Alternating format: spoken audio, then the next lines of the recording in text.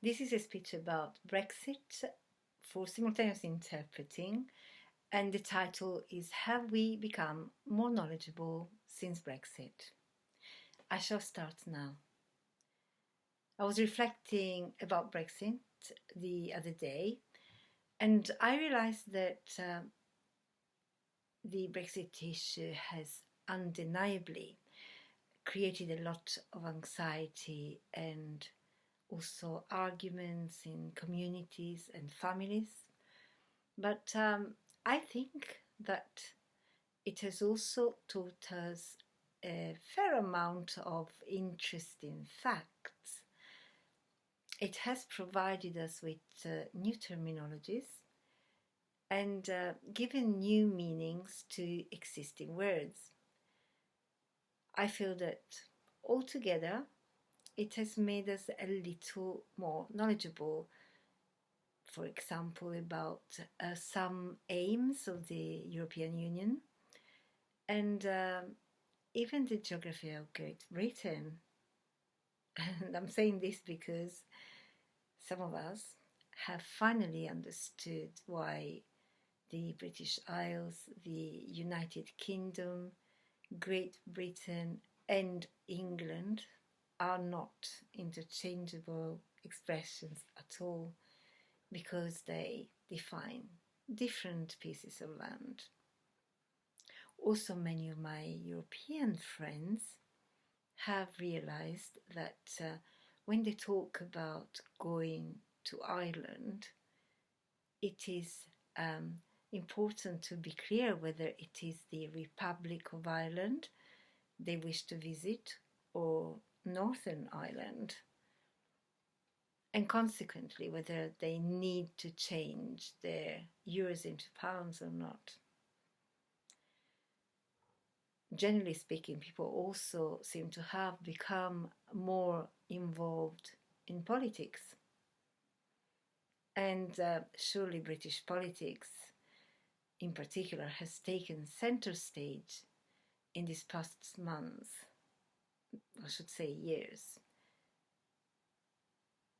leaving the world in suspense over the approval of a withdrawal agreement with the European Union. The debates of the British Parliament have often been shown on the international news.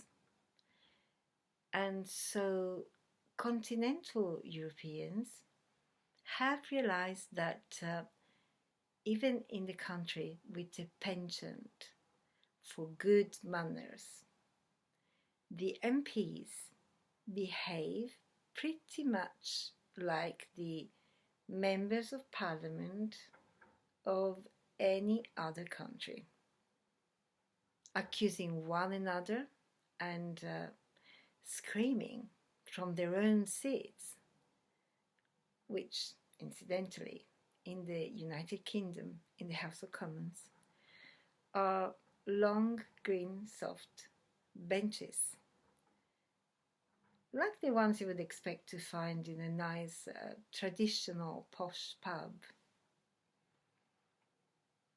To be fair, it was also noticed how the British parliamentarians would obediently and quite quickly stop arguing when they heard the raspy voice of the former House of Commons Speaker, JohnBercow, shouting, "Order!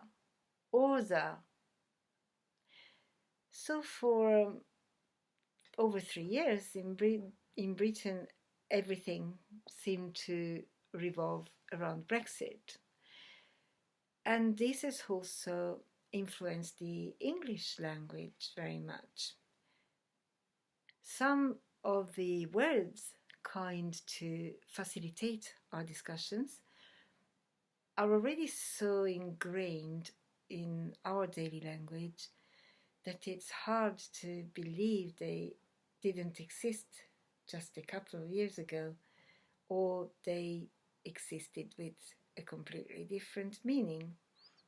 And I'm thinking of words like leavers or remainers, but even the actual word Brexit, which apparently is a little older than the referendum itself, because it was first used in a blog written by the solicitor Peter Wilding in 2012. What he did was simply copy the word Grexit, which meant that Greece wanted to leave the European Union. But by doing so, he gave way to the use of a new suffix, the exit suffix, which added to the first letters of the name of a country indicates that that country may leave a union or a federation. And so we've had words like Brexit, Frexit, Italexit, and so on. And I haven't invented these last ones. They've actually already been used. But we've become accustomed to so many bizarre expressions repeated over and over again during the exhausting months of negotiations and campaigns, like Mrs. May's notorious motto, Brexit means Brexit. Or expressions like cherry picking. Cherry picking was used by the European Union's chief Brexit negotiator, Michel Barnier, to imply that Theresa May was trying to leave the EU, choosing just the aspects that the UK finds more convenient. So a very good deal for the UK. And the word deal, of course, has been very central to all Brexit negotiations and debates. Previously, the English phrase deal or no deal used to remind the nation of a popular TV game. This TV show was invented in the Netherlands and exported all over the world, and you may have seen this in your own country. In the game, the contestants towards the end had to make a choice between the box they already had, of which they knew the content, and one with unknown content that could contain from a fortune to literally nothing. A very risky and dangerous situations. And I actually believe that this game, this TV show, is a very good metaphor of a no-deal Brexit that many of us fear. Also many politicians like the Labour Party leader Jeremy Corbin, who says that a no-deal Brexit would just be a leap in the dark. Many adjectives have also been revised and used to describe the different types of Brexit. And so we have a hard Brexit, which means that the UK would split completely from the EU powers. And then we have the opposite, a soft Brexit, means that the UK would keep its presence in the customs unions and in the single market. But we also heard of a green Brexit, highlighting potential future benefits for the environment, and then a clean Brexit, which is just another word for a no-deal Brexit. So it doesn't mean that the air in the UK will be cleaner after leaving the EU. In fact, the opposite might be true, since the government's current commitment to maintaining air quality air quality standards is regulated by the European Commission. To me, the most difficult word to spell and pronounce is sovereignty, which has become one of the Brexiters' favorites, together with more simple populist slogans such as let's take back control.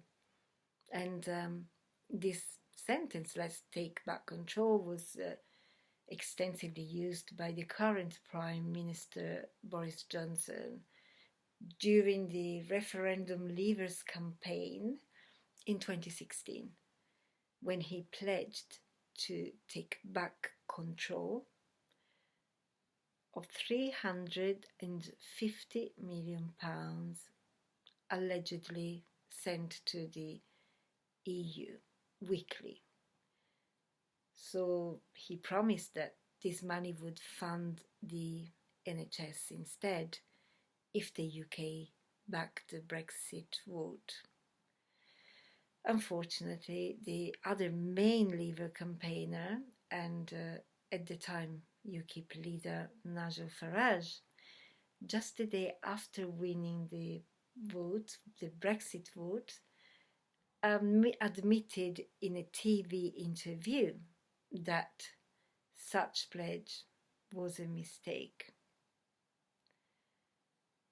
So we've been flooded by promises, pledges, and torrent of words related to Brexit. Many of these words, I've noticed, start with the letter D, almost like to say that it's a really difficult process. Words like divorce, deal, deadline, deadlock, and drastic, declaration, and finally December 2019, the month in which the British people have been called to vote. So this is a turning point which may lead to another referendum, more campaigns, more political discussions, more extensions even, and possibly new words. So as you can see, I think that we have become more knowledgeable since Brexit, but the Brexit ordeal has lasted so long that people are getting tired of talking about it. And both pro and against Brexit activists are starting to lose interest in the whole matter. Also, the youngest generations feel a bit powerless, and they seem to be losing the will to protest about Brexit. However, rather than putting their signs and banners away, they have converted them for a cause that needs even more urgent attention than Brexit. And so they have moved on to march with Greta.